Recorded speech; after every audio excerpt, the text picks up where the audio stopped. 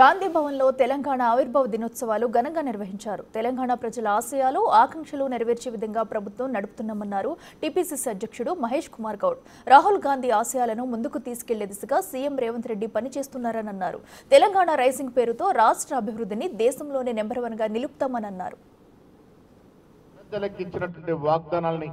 ప్రజల ఆశయాలు, ప్రజల ఆకాంక్షల మేరకు తెలంగాణలో ప్రభుత్వం నడుపుతున్నటువంటి ఘనత కాంగ్రెస్ పార్టీది.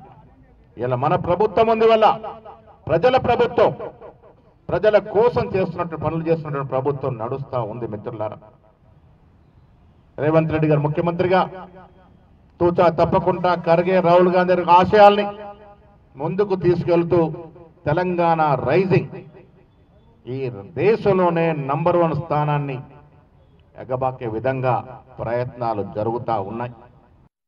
ప్రజలకు ఇచ్చినటువంటి వాగ్దానాల్ని, ప్రజల ఆశయాలు, ప్రజల ఆకాంక్షల మేరకు తెలంగాణలో ప్రభుత్వం నడుపుతున్నటువంటి ఘనత కాంగ్రెస్ పార్టీది.